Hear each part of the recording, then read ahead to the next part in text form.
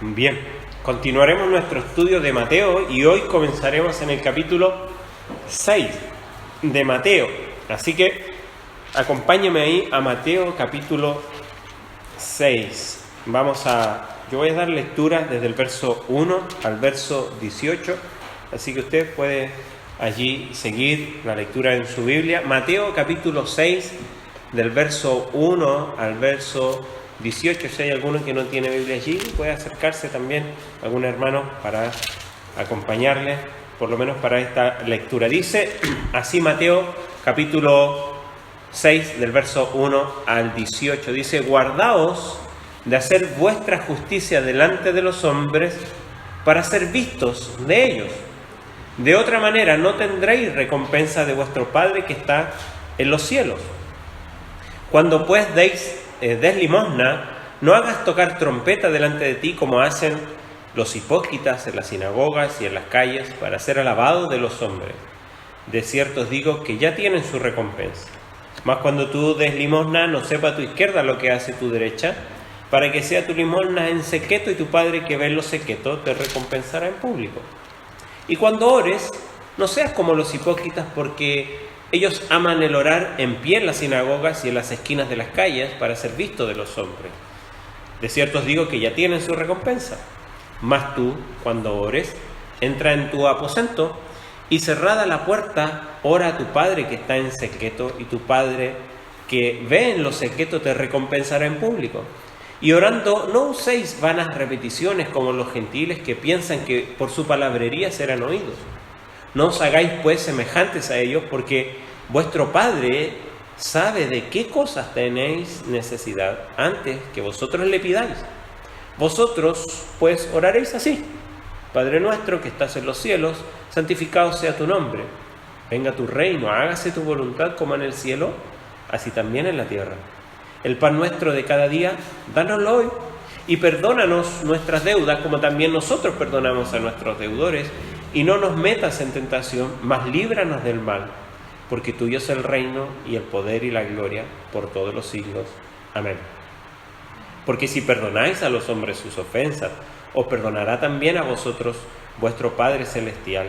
Mas si no perdonáis a los hombres sus ofensas, tampoco vuestro Padre os perdonará vuestras ofensas. Cuando ayunéis, no seáis austeros como los hipócritas, porque ellos demudan sus rostros para mostrar a los hombres que ayunan.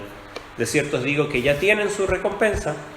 Pero tú, cuando ayunes, unge tu cabeza y lava tu rostro, para no mostrar a los hombres que ayunas, sino a tu Padre que está en secreto, y a tu Padre que ve en lo secreto te recompensará en público. Toda esta porción, estos 18 versículos, si bien habla de temas diferentes, comienza hablando de la limosna, que es algo diferente a la ofrenda o al uso del dinero, la administración, sino que aquí particularmente la ayuda a los necesitados, a la oración y posteriormente al ayuno, son lo que podríamos catalogar como disciplinas espirituales, que es parte de la devoción de un cristiano.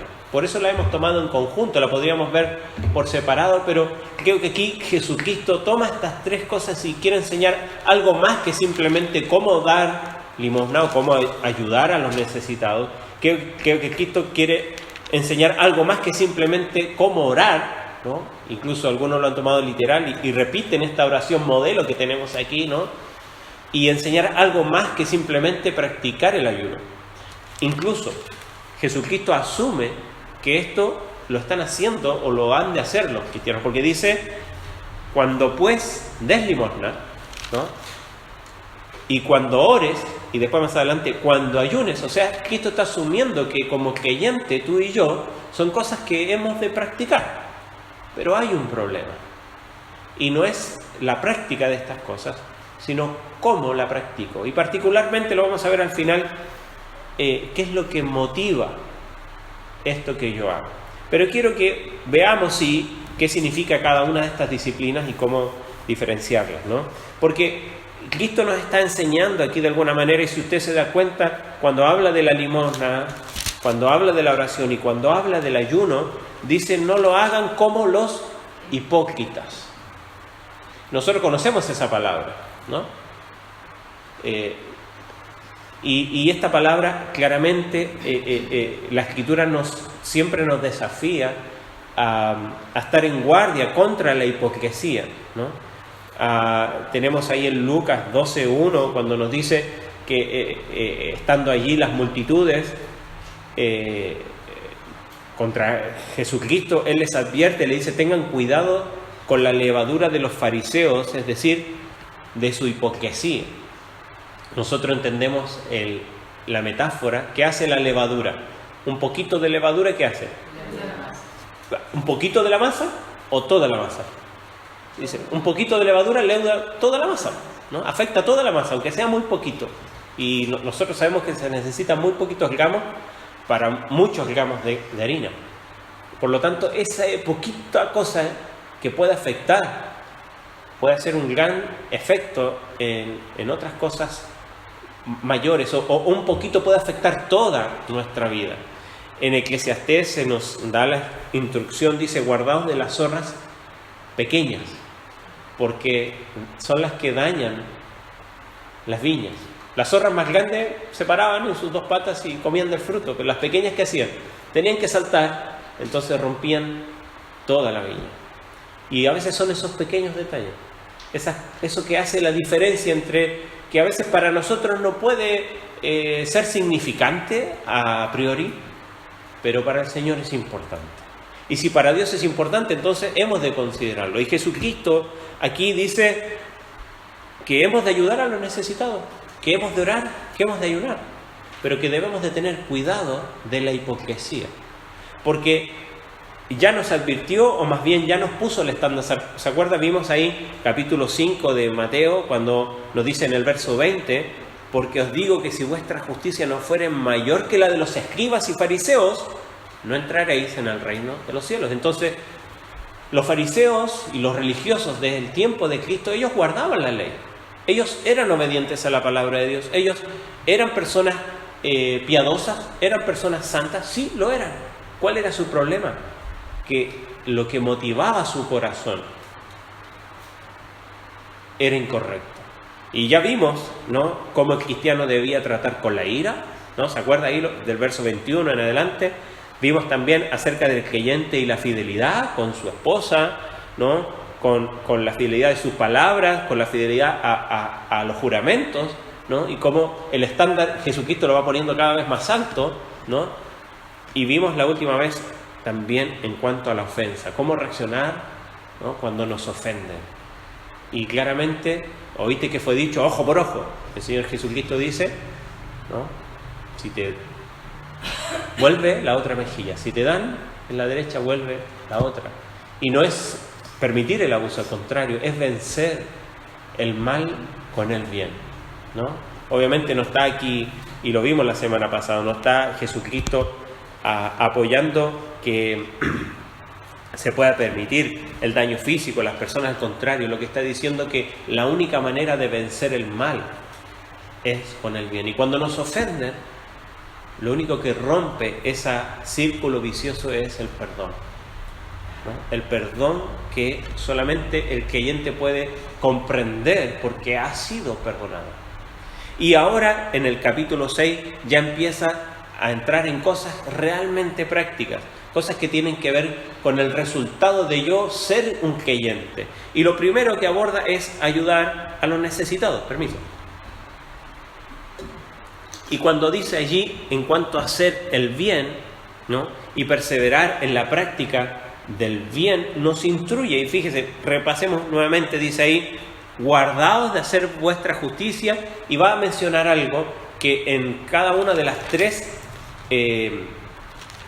acciones, por decirlo de alguna manera, hace referencia. Dice, de hacer vuestra justicia delante de los hombres.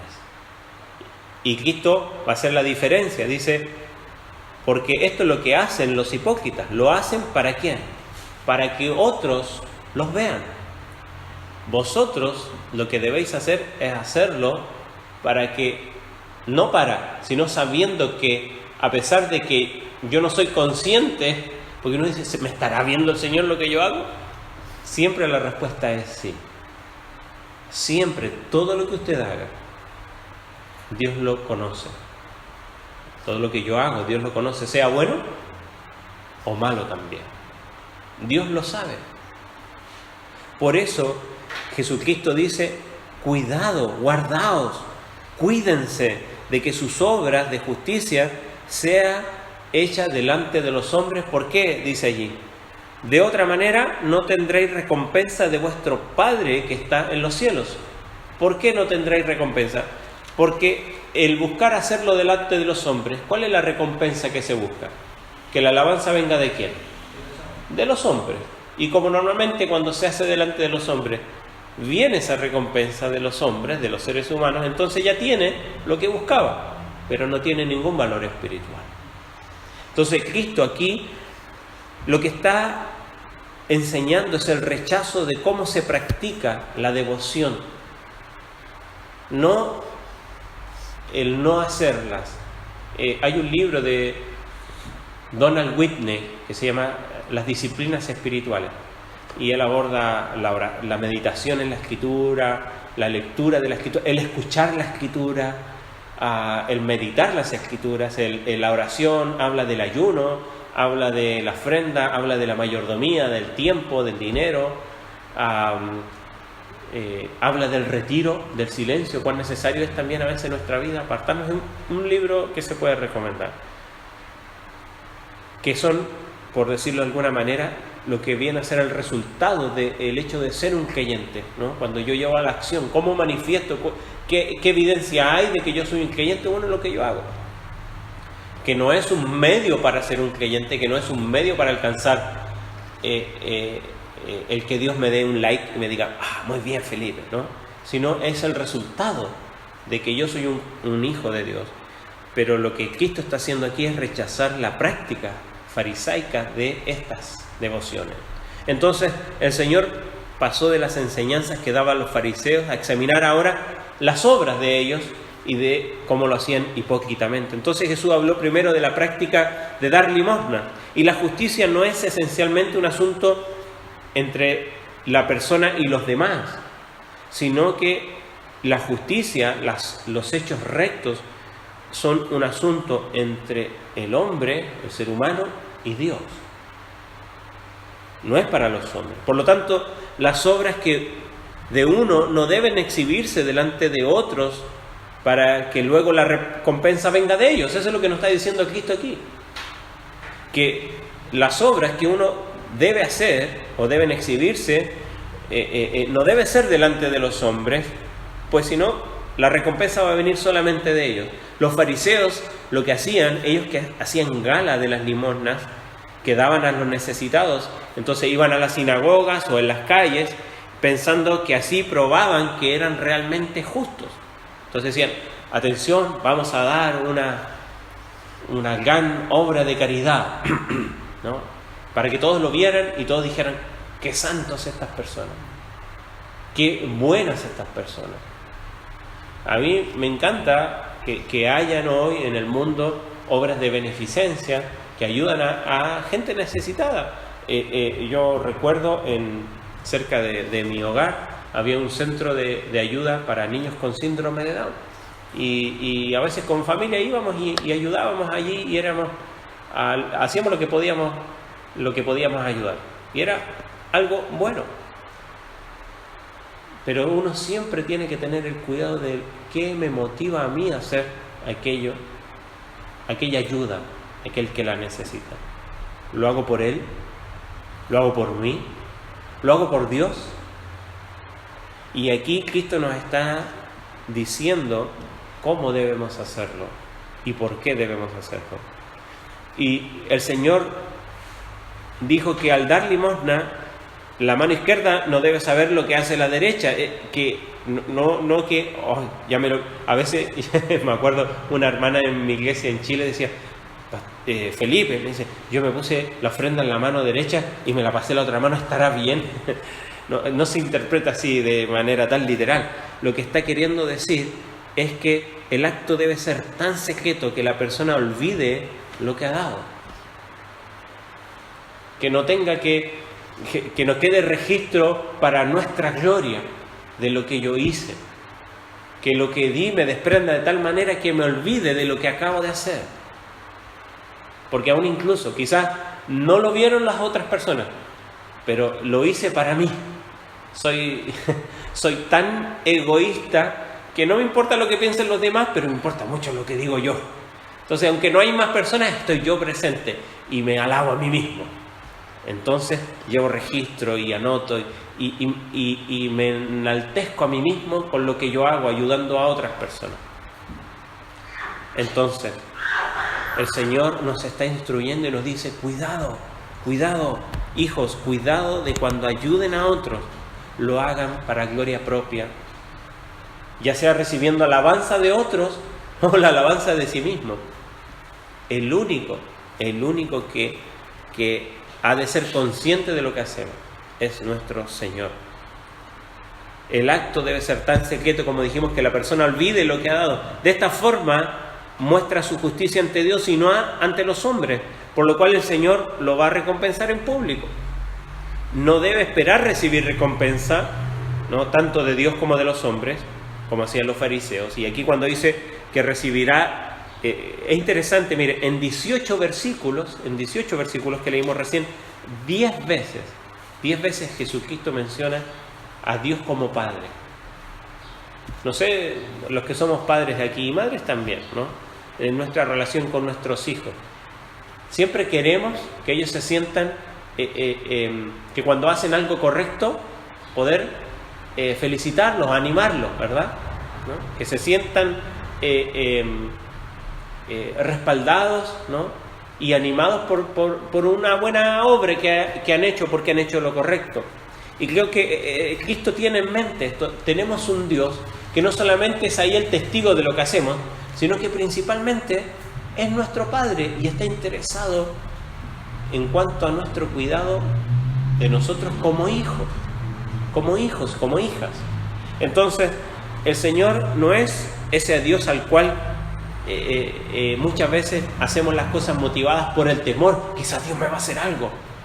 O motivado, como vimos, ¿se acuerda? Estudiando cambios y transformación, quizás motivado por la culpa. Me siento mal conmigo mismo, entonces ahora voy a ayudar a otros para sentirme bien conmigo mismo.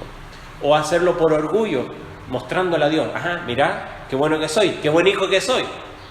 Sino, al contrario, tenemos un Padre que realmente nos conoce y sabe nuestra motivación. No tenemos que decirle lo que nos motiva.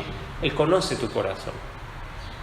Y cuando ayudamos a otros, el Señor Jesucristo nos está enseñando que debemos de cuidarnos de cómo lo hacemos. Así también pasa después a enseñar que cuando oramos, porque asume que oramos.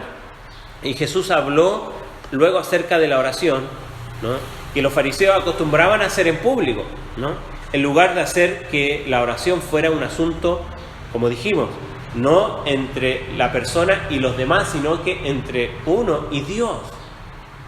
Los fariseos lo cambiaron para que fuera un acto para ser visto de los hombres. Entonces, ellos exhibían sus supuestas justicias, ¿no?, sus oraciones, que consistían en largas y repetitivas frases que en realidad no eran dirigidas a Dios, sino a los hombres. Eso es lo que está diciendo. Fíjese, verso 7 de capítulo 6.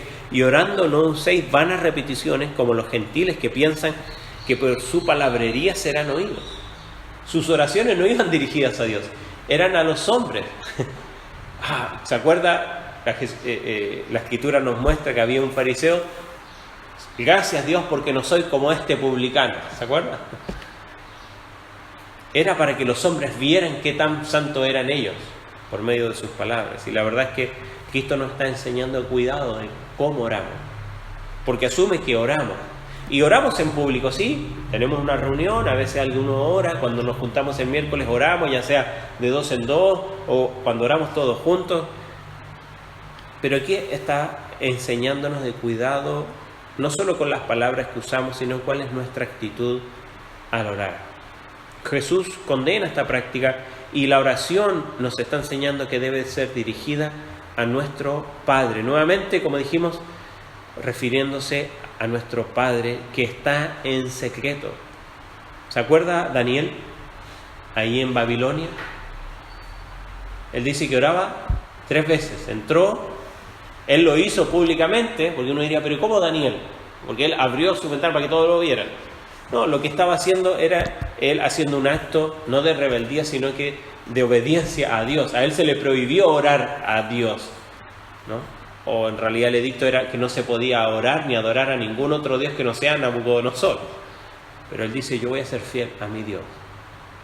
Pero aquí está hablando, la oración no es solamente palabras en las cuales invocamos como un mantra o palabras mágicas que repetimos, como muchas personas repiten estas precisamente, Padre nuestro que estás, y lo dicen 1, 2, 3, 10 veces, u otras oraciones, sino que Cristo nos está recordando también que la oración es la manera en cómo nos dirigimos a Dios de manera personal, en una relación. Y cuando uno va a tener una conversación con alguien muy íntimo, uno no se pone en el centro de la plaza y comienza a hablar por medio de un micrófono. Al contrario, a veces cuando uno quiere abrir su corazón hacia otra persona, uno lo hace en secreto. Y ahí Cristo lo que nos está llevando, que la oración debe ser dirigida a nuestro Padre, quien sabe, fíjese, verso 8 dice, no os hagáis pues semejantes a ellos, porque vuestro Padre, me encanta esto, sabe, nuestro Padre sabe de qué cosa tenéis necesidad antes que vosotros lo pidáis. Me encanta, porque Cristo está diciendo, deben orar, y Dios sabe de qué tienen necesidad, pero deben orar. Entonces uno diría, el fatalista diría, ¿pero para qué? Si Dios ya lo sabe. Porque me encanta, lo vimos hace un tiempo, estábamos en pandemia, estudiando ahí acerca de la oración. Roberto Carlos Sproul decía, ¿cambia algo la oración? O sea, si oramos, ¿cambiará Dios? ¿Podemos torcer su mano con orar? No, pero sí hay algo que cambia, y es nuestro corazón. Porque cuando oramos, también somos conscientes de qué es lo que estamos pidiendo. Y Santiago nos dice, no recibís porque no piden bien. Oráis y no recibís. Y cuando oramos, estamos dependiendo de alguien más. Cuando vamos a Dios, estamos derramando nuestro corazón y reconociendo que necesitamos de alguien. Pero somos tan orgullosos que siempre estamos dependiendo de nosotros mismos, de nuestros medios, de lo que nosotros podemos hacer, de lo que está a nuestro alcance. Y Dios disponiendo su poder, su amor para sus hijos. Ahora, no olvidemos lo que nos dice Primera de Juan, ¿no? Que nuestra confianza está en que Él nos escucha, por tanto, recibiremos todo aquello que pedimos. Pero debemos recordar que lo que nos dice allí es que si pedimos conforme a su voluntad, entonces recibiremos lo que hemos pedido. Entonces, al orar, cambia nuestro corazón y recordar que, y nos hace, el Espíritu Santo nos amonesta si realmente estamos pidiendo lo que es correcto. Entonces, Jesucristo está recordando a sus discípulos que más allá de enseñar simplemente una oración modelo para que la siguieran, es que este Padre Nuestro, que es como se conoce esta oración, debería ser conocida como la oración de los discípulos, ¿no? Como el Padre Nuestro, esta que es repetida por muchos, contiene elementos que son importantes para nosotros, ¿no? La oración empieza con adoración siempre, ¿no? Dios es invocado como Padre Nuestro que está en los cielos, y la adoración es la esencia de la oración, ¿no? Y Jesús, como dijimos, usa 10 veces la palabra Padre aquí en este contexto, porque cuando comprendemos que nuestra oración va dirigida a Dios, que es nuestro Padre, no es ahí un ser que es infinito pero que es inaccesible, ¿no? Es un ser al cual podemos acudir como acude un hijo o una hija a su padre, con confianza y con reverencia, ¿no? Es el segundo elemento de la oración, porque el nombre de Dios, como dice ahí, dice debe ser santificado. Y sin duda esta oración nos muestra de alguna manera, alguien Dice, es como una carta enviada desde la tierra al cielo, dice Barclay, lo cito aquí, dice, pues contiene todos los datos propios de una carta, la persona a quien la dirigimos, Padre nuestro, la dirección en los cielos, el contenido en las distintas peticiones, ¿no? La despedida, porque tuyo es el reino, ahí al final, y el sello, amén. Y si se quiere, hasta la fecha, hoy, dice, ¿no? Ahí en medio de esta oración. Tiene una introducción, un contenido y también una conclusión. Y estas, lo vemos, ¿no? Esta oración con peticiones que forman el contenido de la oración, que son 6. 3 que van dirigidas directamente a Dios y a su honor, y las 3 últimas a nuestras necesidades. Y debe ser de alguna manera una pauta también para nuestra oración, aunque no es la razón aquí hacer un estudio detallado de esta oración, pero lo veremos. Una pauta de esta oración que nos enseña a buscar primero el reino de Dios y su justicia, con la firme esperanza de que las demás cosas nos serán añadidas, como dice allí al final de este capítulo, que lo veremos la semana siguiente. Primero, santificado sea tu nombre. Si hay algo que hemos de buscar siempre es santificar el nombre de Dios. ¿Y qué significa eso? Es dar la gloria pertinente a aquel que se la merece. Si hay algo en lo cual luchamos constantemente como seres humanos y como hijos de Dios, es robarnos la gloria. Y cuando hacemos algo, nos queremos nosotros decir, esto es lo que yo hice, ¿no? Miren el fruto de mi trabajo, miren el fruto de mi esfuerzo. Y olvidamos que todo lo que podemos hacer no es sino solo, como cantábamos hace un rato, por la gracia de Dios en nosotros. Mire, Dios puede hacer grandes cosas por medio de sus hijos, pero siempre la gloria debe ser entregada a Él, sea en lo poco o en lo mucho. Pero si hay algo que no debemos olvidar, es que toda la creación fue creada, ¿para qué? Para su gloria, y nosotros somos parte de esa creación. Entonces, en esta petición oramos que sea glorificado y santificado por todos el nombre de Dios, ¿no? Que Él sea glorificado, como leíamos recién en Apocalipsis. Él es digno de recibir alabanza. Pero también hay otra petición ahí y dice, venga tu reino. Y esta petición hace referencia clara a esta doctrina que ya está enseñando Cristo acerca de que el reino de los cielos se ha acercado. El reino de Dios es el área inmensa en que Dios tiene su gloria más clara como Salvador único, necesario y suficiente de la humanidad, ¿no? Cuando hablamos de venga tu reino, es que no que no ha venido, sino que ya está, pero aún viene. El Señor es Rey, Jesucristo es Rey hoy, pero aún viene por los suyos a establecer un reino realmente perfecto. Y cuando un creyente pide, Señor, que venga tu reino, está lo que acabamos de hacer en la cena del Señor. Señor, ven pronto, ven luego, ven pronto. Pero también eso señala en que estamos en un tiempo, me encanta, después usted lo puede anotar, pero Juan capítulo 9, Jesucristo dice, creo que es verso 3, dice, me es necesario hacer las obras del que me envió, entre tanto que el día dura, la noche viene cuando nadie puede trabajar. Y Jesucristo está declarando, yo tengo que hacer las obras del que me envió mi Padre, entre tanto que el día dura, porque viene la noche cuando ya no se puede trabajar. Y nosotros como iglesia estamos en el día en el cual Dios está queriendo establecer su reino aquí por medio de la iglesia.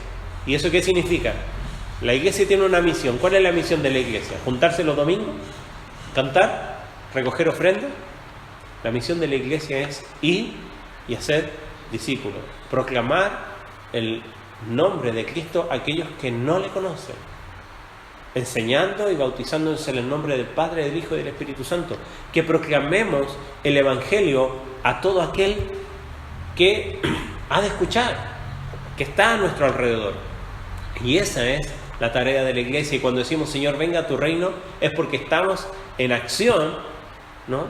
llevando adelante ese reino que Cristo ha establecido para su iglesia, el cual un día culminará y comenzará también un nuevo tiempo.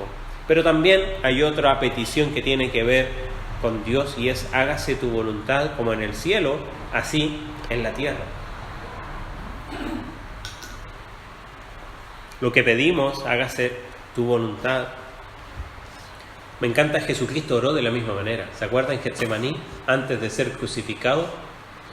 Él dice: Señor, que pase de mí este dolor, pero que se haga tu voluntad, no la mía. Que no la mía. ¿Sabe? Porque en el cielo siempre se hace la voluntad de Dios. Siempre. Siempre se hace la voluntad de Dios. Ahora, en la tierra, muchas veces yo no hago la voluntad de Dios. Usted no hace la voluntad de Dios. Por eso dice: así como en el cielo se hace tu voluntad, Señor, en la tierra, que podamos vivir conforme también a tu voluntad, que podamos ser obedientes y vivir de acuerdo a lo que es mejor para nosotros, a lo que realmente nos conviene. Y después dice estas tres peticiones, dice: el pan nuestro de cada día, dárnoslo hoy. Podemos pedir pan, alguno pedirá otra cosa, pero entendemos el pan como lo que va a venir más adelante, mientras tengamos sustento y abrigo, lo que necesitamos para vivir. Y muchas veces lo que le pedimos a Dios son cosas, accesorios para nuestra vida, cosas que no son necesarias realmente. Y Jesucristo nos está enseñando que cuando hemos de pedir lo que realmente necesitamos. A veces nos creamos necesidades en nuestra vida y a veces pedimos a Dios cosas que creemos que necesitamos. ¿Se acuerda Éxodo? El pueblo de Israel sale, cruza el Mar Rojo, no tenían agua, Dios le da agua, provee agua, y ahora están en el desierto y no tienen qué comer. Entonces piden: Señor, en Egipto teníamos cebolla, teníamos puerro, teníamos papa, teníamos tantas cosas, pescado, carne, y ahora no tenemos que comer. Entonces el Señor proveyó de algo. ¿Se acuerda qué proveyó Dios? Cada día, así como cada día proveía de el maná, el pan del cielo. Y era interesante porque la instrucción era: recojan lo necesario, lo suficiente para el hoy, no guarden para mañana. Y hay un detalle ahí, lo vimos esta semana estudiando, haciendo exégesis del Antiguo Testamento. Cuando Dios le dice: cada día recogeréis para el día, pero para el séptimo día recogerás, porque ahí no va a haber, no va a recoger doble, porque para el otro día no va a haber. Entonces fallaron unos en recoger. Era dos instrucciones, no era tan complicado recoger solo para el día. Entonces algunos recogieron más y se les pudrió. Y cuando tenían que recoger doble, no lo hicieron. Entonces al otro día no tenían. Y nosotros somos así. Señor, no es tan complicado. Y a veces nosotros no sabemos actuar. Entonces ellos querían algo, y querían carne, porque se hastiaron del maná, ¿no? Se aburrieron de la provisión de Dios, entonces querían otras necesidades. Y querían carne, y el Señor les dijo: ok, descenderán codornices y comerán. Se saciarán, pero así mismo se hastiarán. Dice que se hastiaron de comer. No vamos a hacer el gráfico, pero dice que está por las narices, dice. Ya incómodo el hastío cuando muchas veces el Señor obra de esa manera. Pedimos algo, entonces el Señor, ¿qué hace? Para nuestra disciplina y corrección, y nos da lo que pedimos. Pero resulta que aquello que creíamos que era necesario para nosotros termina siendo algo que hubiésemos querido no pedir. Y tenemos que lidiar con eso. Por eso es importante recordar que si hemos de pedir algo a Dios es el pan de hoy. El pan de hoy, dánoslo, Señor. Y fíjese, nos dice: dánoslo a nosotros. ¿Cuántas veces pedimos para mí? Y olvidamos: Señor, da a mis hermanos, da a aquellos que están a mi alrededor. trae lo necesario a aquellos que me rodean, en mi iglesia, en mi barrio, en mis compañeros de trabajo, una manera de poder ser de bendición también a otros. Dice, y perdona nuestras deudas, la segunda petición que tiene que ver con nosotros, como también nosotros perdonamos a nuestros deudores. Eso se asume, que el creyente lo hará. Por eso, perdónanos, Señor. Por eso es que más adelante hace mención de esto, porque si perdonáis a los hombres, verso 14, sus ofensas, Dios perdonará también, ¿no?, a vosotros, vuestro Padre Celestial. No, algunos lo han malinterpretado este pasaje, que si nosotros no perdonamos a los hombres, entonces Dios no nos perdonará. No, al contrario, esto está hablando del resultado. Si el creyente realmente ha sido perdonado por Dios, entonces lo que va a hacer el verdadero creyente es que va a perdonar las ofensas de las otras personas. Eso es lo que está diciendo el texto aquí, ¿no? Que si no hemos perdonado a los hombres sus ofensas, es porque no hemos comprendido el verdadero perdón de nuestro Padre que está en los cielos. Y por último, la última petición dice, no nos metas en tentación, mas líbranos del mal.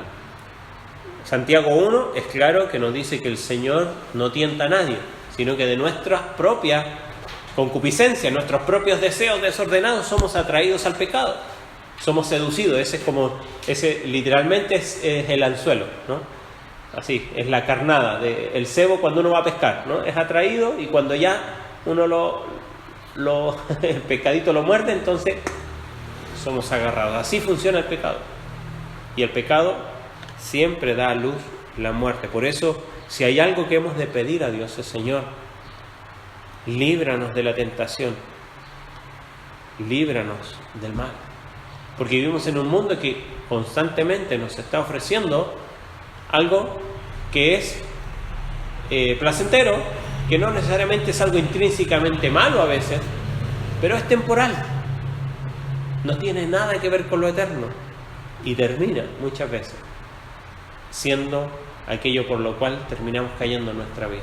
Puede ser nuestro trabajo, puede ser las relaciones personales con otras personas, con otros amigos, amigas, puede ser el dinero, puede ser cualquier cosa que en vez de ser un amo en nuestra vida, debería ser un siervo, pero lo convertimos en un Dios y lo adoramos, y allí se convierte en nuestro peor enemigo. Entonces Cristo nos está enseñando que cuando oramos, de nuevo, no hacerlo hipócritamente. Hipócrita era una palabra que se ocupaba en el griego antiguo para referirse a esas máscaras que ocupaban los actores de teatro. ¿Ha visto que en el teatro tiene estas dos máscaras, una como contenta y una triste? Bueno, los actores y las actrices en el teatro griego usaban de máscaras para representar a los distintos personajes, ¿no? Entonces tomó esta palabra un sentido, ¿no?, para referirse cuando uno hace una acción que simplemente algo externo, que simplemente que yo me pongo una careta para hacer algo, pero en realidad en la esencia no lo soy. Entonces Cristo dice, no oren hipócritamente, externamente, ¿no?, como que nos ponemos una careta y decimos, voy a orar a Dios, sino examinar nuestro corazón y hacerlo en secreto, buscar personalmente a Dios en oración. Y por último, habla de algo que poco lo practicamos, porque poco se enseña y porque tampoco la Escritura habla mucho respecto a este asunto. Y nos habla del ayuno. El ayuno principalmente es el abstenerse de comida y bebida por un tiempo. Hoy incluso está muy bien visto en en el área de la nutrición. Hoy día se practican muchos ayunos como parte de una dieta, ayunos intermitentes que ayudan a la dieta y puede ser, pero aquí va más allá, no es simplemente para ayudar a mi estado de salud física, que alguno lo podrá practicar y quizás le podrá ayudar, sino está aquí el ayuno como una práctica que viene del Antiguo Testamento y que nuevamente perdió su sentido al hacerlo de manera incorrecta. El ayuno, habían ayunos nacionales que debían hacer el pueblo de Israel, que en realidad eran 1 o 2 en el día de la expiación. Era uno en particular.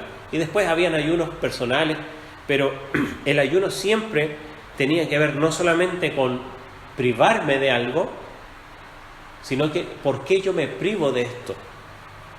Y el privarme de un alimento, porque, a ver, el alimento es algo necesario, ¿verdad?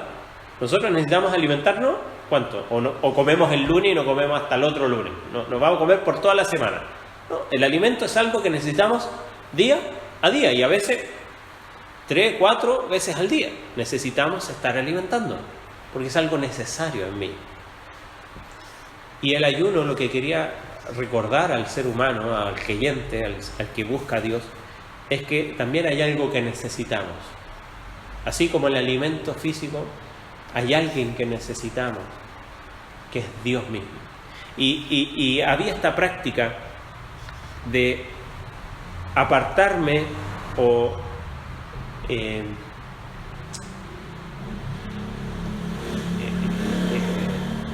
privarme del alimento físico, pero para buscar a Dios profundamente. Que esa necesidad que yo y todos los que estamos acá necesitamos diariamente, dejarla de un lado por un momento, a veces por mediodía, a veces por todo un día, pero no para, como lo hacían estos que estaban aquí, para vernos ojerosos. Bueno, algunos nos vemos ojerosos de por sí, o vernos, como dice ahí, demudados su rostro y ver, que está ayunando, sino al contrario, que nadie lo sepa. Dice ahí, cuando tú ayunes, unge tu cabeza, lava tu rostro, de alguna manera, maquíllate, que nadie se dé cuenta que lo que estás haciendo es buscar a Dios en intimidad, ¿no?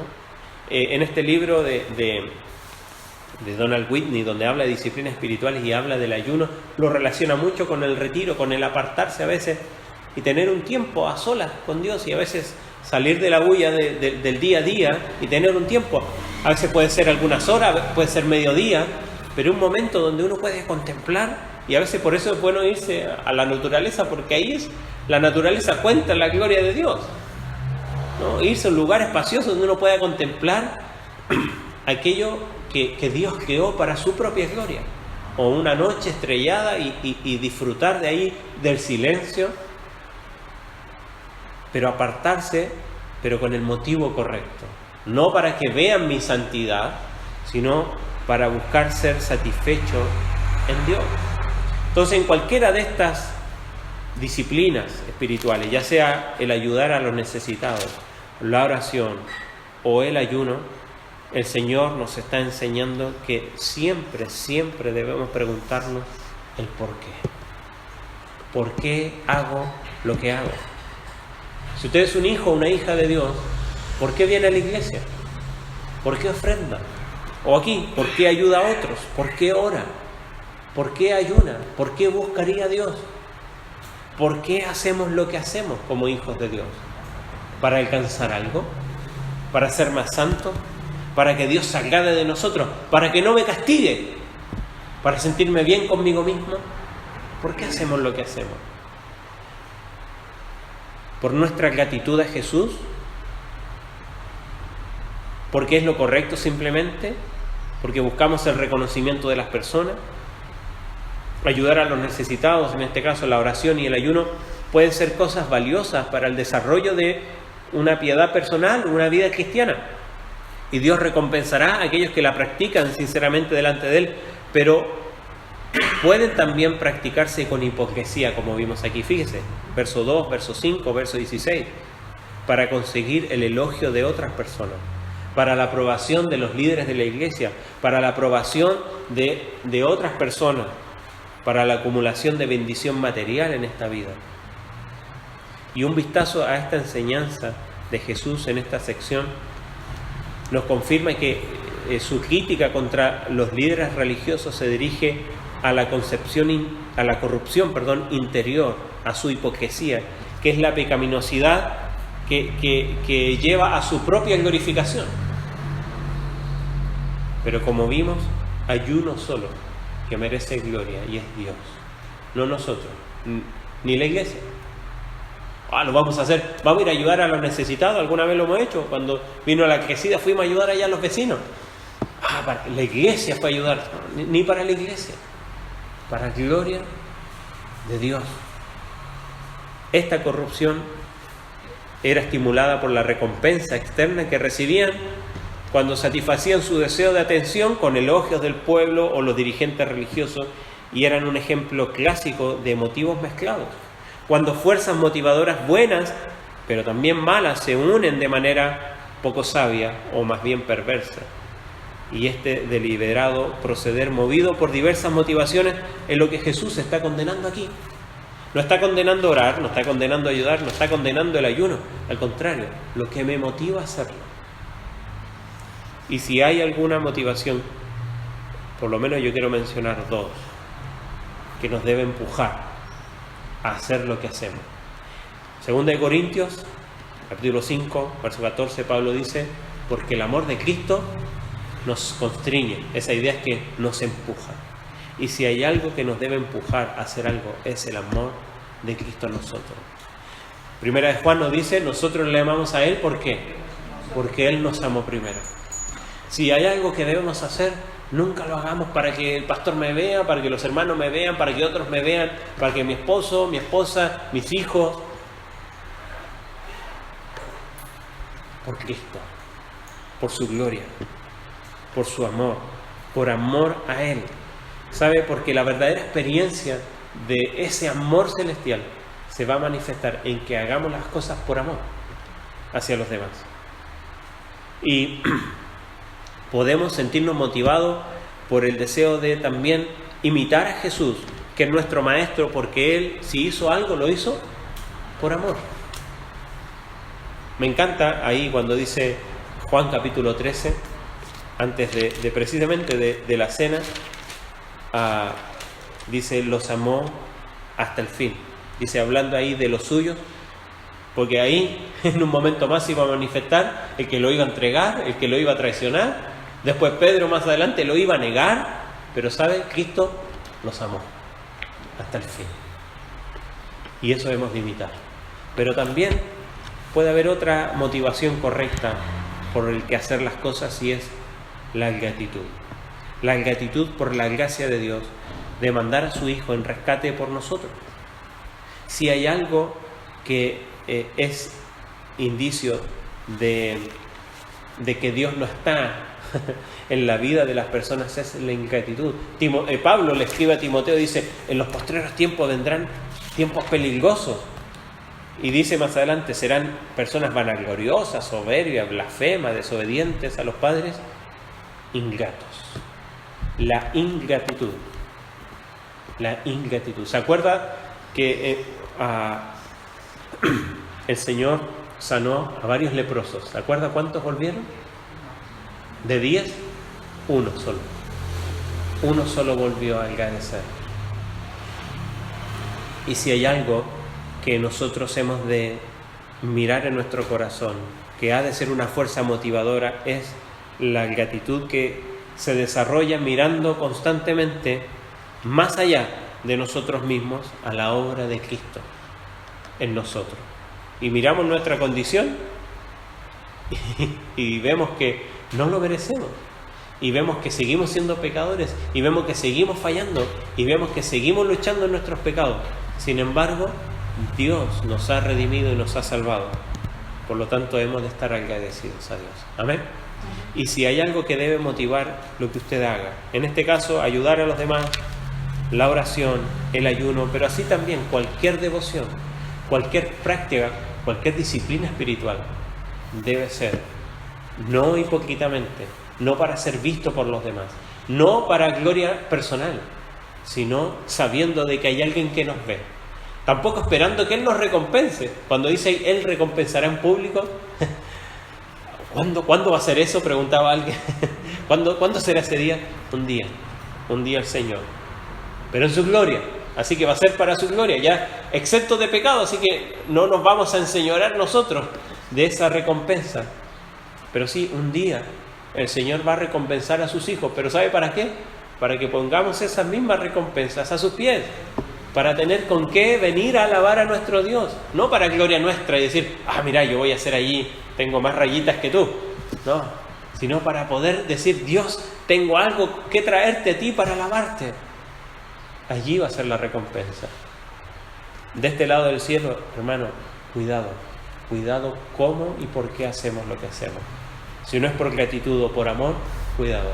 Puede ser por otra razón, que nos va a llevar a hacerlo hipócritamente, para ser visto de los demás, y bueno, ya tendremos la recompensa, pero no tendrá ningún valor ni fruto espiritual en nuestra vida. Así que el Señor nos ayude a examinar nuestra vida y ver cómo debemos actuar, ¿no?, como creyentes en cuanto a nuestra devoción, en cuanto a nuestras disciplinas espirituales. Que lo hagamos por las razones correctas, para gloria de nuestro Dios. Vamos a ponernos en pie y vamos a orar. Padre Celestial, te alabamos y te agradecemos porque lo que podemos hacer para ti, Señor, es por tu gracia. Perdónanos porque muchas veces lo hacemos para nuestra propia gloria, para que nuestro nombre sea enaltecido o reconocido. Señor, perdónanos porque lo que nos motiva muchas veces no es lo correcto. Señor, y esto solo puede cambiar si Cristo está en nuestro corazón. Por eso, Señor, te alabamos y agradecemos porque es tu evangelio lo que hace la diferencia. Es saber que Cristo vino a morir en nuestro lugar por nuestros pecados y a redimirnos de nuestra condición, para que podamos tener esperanza no solamente de un cielo, sino que de una vida abundante, de una vida que podamos disfrutar, de una vida que podamos, Señor, que sea agradable a ti. No exenta de problemas, no exenta de dificultades, pero una vida que realmente pueda tener satisfacción. Señor, y una vida que pueda dar gloria a tu nombre, una vida que pueda, Señor, alabarte. Y cuando nos disponemos a orar, a ayudar a otros, ayunar o practicar cualquier otra disciplina en nuestra vida, aquellas cosas que son inherentes al hecho de ser un cristiano y de ser un creyente, como venir a la iglesia, como ofrendar, como cantar, Señor, que examinemos nuestra motivación. Señor, gracias porque solamente tú conoces lo que hay en lo profundo de nuestro corazón, y nosotros también sabemos, Señor, el por qué hacemos lo que hacemos. Así que nos vayamos de aquí examinando nuestro corazón. Como dice el salmista, examíname, oh Dios, y ve si en mí hay camino de pecado, de perversidad, y guárdame de la iniquidad, del pecado. Señor, que podamos hacer aquello que hemos hecho mucho tiempo, o que quizás no hemos practicado, pero que no nos volvamos religiosos, moralistas. Señor, que no hagamos las cosas simplemente porque hay que hacerlas o porque es mejor, sino en gratitud, en respuesta a tu gran amor. Y Señor, que ese amor nos empuje a hacer lo correcto. Guárdanos al volver al hogar, Señor, y cuida de nosotros en este día. Te lo rogamos en nombre de Jesús. Amén. Amén. Señor le bendiga. Nos vemos el miércoles 19 horas y el próximo domingo también a las 10. Bendiciones.